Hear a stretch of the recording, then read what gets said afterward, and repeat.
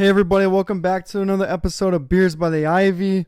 Appreciate you being here. Today we're going to talk about the trade deadline, Cubs specifically focused. And we know we got football season around the corner too, but still grinding on my Cubs, and we'll move into college football here shortly in the coming weeks. But yeah, I want to talk about the trade deadline. Cubs really not a big epic trade deadline. And I'm going to talk kind of why that's a little bit confusing to us Cubs fans, but I know we got a lot of Twitter boys. Everyone's freaking out that we didn't go out and get some ace. And I got to quote the great Herb Brooks, 1980 United States hockey coach. We're not looking for the best players. We're looking for the right ones. And I may be wrong. I don't know. And Jed may be wrong. But potentially, we might have got the guys that we need.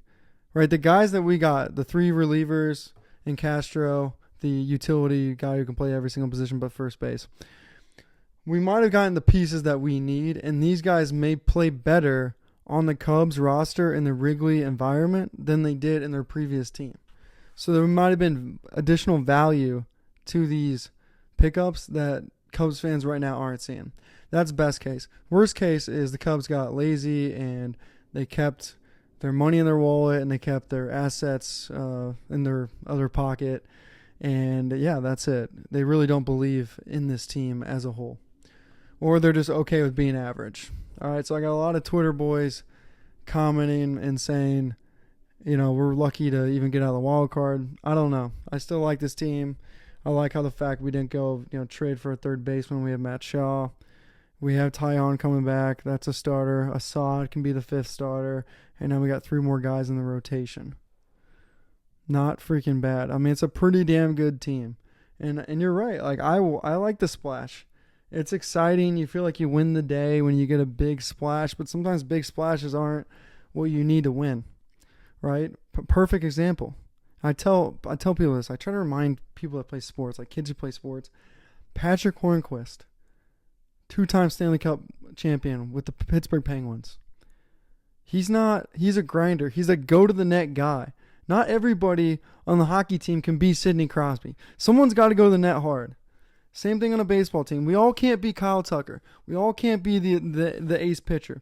You got to have different people doing different freaking roles. And I think that's why the Castro pickup is so exciting, because this is a guy that can steal bases. This is the guy who can get on base. This is the guy that can play any freaking position top to bottom. That's exciting. All right, let's just kind of recap the day. So, or I should say last night and today. Cubs had like the first big swing, not even big, but the first swing of it last night where they got Soroka. I'm not going to act like I know a lot about him, okay? Bottom line is he's from the Nationals. He's had a pretty good career. He's a little bit older. We traded Ronnie Cruz, who a lot of people in the Cubs community like, and then Christian Franklin, who I don't even know. All right, so to me, not a huge give up as long as Ronnie Cruz doesn't turn out to be some amazing guy. I think the kid's pretty young. But okay, cool.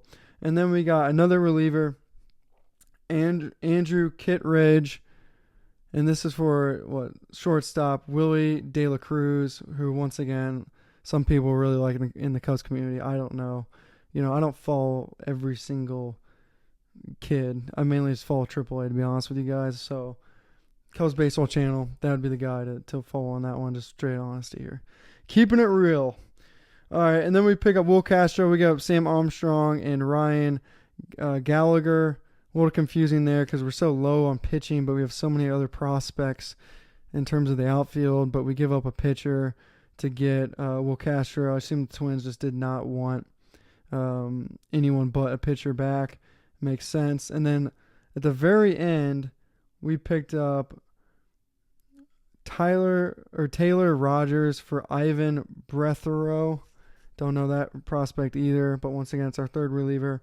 And then the last thing we did today was we designated Ryan Presley for assignment. So we took him off the roster. He's one of our pitchers. Okay, so obviously me sitting here not really knowing the guys kind of speaks a little bit volume to that this wasn't a splash or big run for the deadline. And maybe I just don't know enough baseball. I don't know. All right, but at the same time, it's what do you need? Maybe Jed's right. Maybe Jed is right.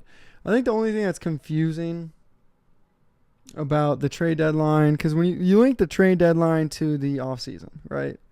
in the offseason, they made these like pretty big moves to get Kyle Tucker. Right? You trade Paredes, Hayden Wesneski, who both those guys got hurt for the Astros. You trade them to get essentially Kyle Tucker and Cam Smith. You trade Bellinger to make room for Kyle Tucker. So you do all these like additional moves to get Kyle Tucker, and you feel like maybe the Cubs are all in.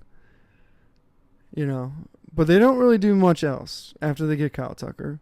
And they could have probably paid a pitcher to come on the roster, but they don't. And everyone's like, okay, cool, we got Kyle Tucker. That's better than we were last year, right? And that's kind of the feeling. And then the team performs really freaking well. Like, we've really done great work. I mean, other than the Brewers being a thorn in our side, this team has like played really freaking well. We've beaten a lot of great teams. We lose to the Dodgers in that Tokyo series, and we come back and we beat the Dodgers. We smashed the Red Sox. Like, we have really played good freaking baseball. This team deserves an opportunity and some additions to go out and compete.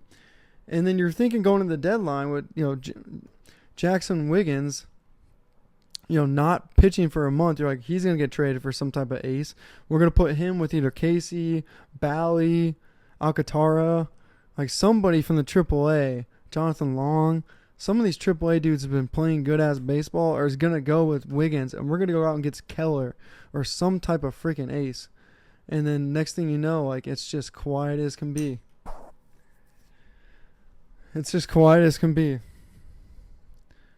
And I don't know if that was wrong or right. I mean, honestly, as a kid living in Chicago now, I know the team's going to be good next year because we're just going to bring up the prospects if needed. And that kind of feels good. But as a guy who loved to be living in Chicago when the Cubs go to a World Series, it's like, man, was this the opportunity to add some pitching depth when we're hitting the ball so good? Our relievers are the first or second worst strikeouts in the entire MLB, meaning like our guys get the least amount of strikeouts than any other relieving group in the entire MLB. So we got relieving help. I mean, that's the bright side. But it's just not it's not this loud splash. In the NFL draft, you want to draft a running back because running backs are really cool and receivers are really cool. But sometimes you go out and you draft an offensive lineman and you're sitting there as a football fan and your team, you're just like, not the most fun pick, but I hope this one I hope it works out for us. It's probably a smart pick, And so maybe that's what the Cubs did today. All right, that's really all I got to say on this one. And then it moves into what can the Cubs do?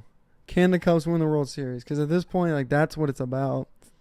Because when you really think of it, the Cubs have not been to the playoffs in so long. And what I would define that by is at Wrigley. We've made the playoffs, 2 years ago, was it? In 2017.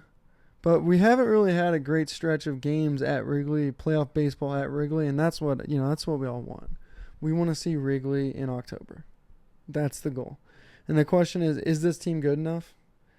And honestly, guys, I think we are, but I think it's hard to say what's going to happen. I mean, we literally got almost a half season of baseball left. We got a lot of freaking baseball left. There's going to be ups, there's going to be downs, there's going to be injuries, and we'll just see who's hot towards the end. I mean, this is for all teams. I mean, even if you make a trade for an ace, your ace throws out his arm. I mean, you wish you didn't trade for the ace. So there's a lot of freaking mix-ups that can happen here. All right, number one thing, I'm going to close on this. The two things I'm really happy about is we didn't trade Owen Casey, and we didn't trade for somebody to play Matt Shaw's third base. Castro can play it, and that's great. I love rotating guys in and out, giving guys rest, the whole 9 yards. I think that's a great freaking pickup. But we didn't go out and get some freaking big-time third baseman that everyone else talks about, because I'm telling you right now, Matty Shaw does it when it counts. And that's what I like about him. And if you have guys like Ben Zobrist who make big plays when you need them, that's called winning the World Series. If your guys make big plays when you don't need them, then you're just You're just good, but you're not great. Great comes from making big plays when you need them. All right, so I cannot wait to see these guys come in, especially these relievers. We'll see what Craig Counsell can do with them. We know he's a great coach. We'll see what happens. All right, I'm keeping level-headed on this. I'm not freaking out. You know, it could be Herb Brooks, or it could just be a pathetic play by the Cubs not being aggressive for the 10th year in a row or whatever it's been. But the bottom line is, let's just give it a shot. All right? Cool, guys. Beers by the Ivy. I forgot to say my sponsor, unfortunately. I apologize for Sports World Chicago. Promo code Beers by the Ivy. Check them out. My hats are going in that store. My hats are currently in Wrigleyville Sports. You can check it out on the website, or you can check it out in store. I got 3 types of hats, 247 colors, the Wrigley color, and then I have my netted Richardson 112. On my website, shop.beersbytheivy, I have my full line of hats, my full line of shirts, Beers by the Ivy. Check it out. And then Clark Street Sports, which is one of the other predominant stores, is picking up my hats on Friday. So those will be essentially like on the booth right outside Wrigley. They have a booth on the backside of Wrigley. It's right behind like the new Gallagher Way. It's right there next to the fire station. So my hats will be in there too. So check it out, Beers by the Ivy. Starting to sell some freaking hats. People are starting to get excited about. I don't even know what it is, like whether it's a brand or whatever. I just think Beers by the Ivy, drinking beers, celebrating those memories in Wrigleyville, like that's what it's about. Now we'll see what it turns into, but the bottom line is I'm just excited that people are excited, and I'm thankful that people think, you know, it has some cool meaning, because I think it does. I mean, I really think Beers by the Ivy does have a cool meaning, but I'm just thankful as hell that people are buying hats and enjoying them and appreciative. So we'll keep it going, and we'll see where this thing goes. All right, guys. Talk soon. We'll see you later.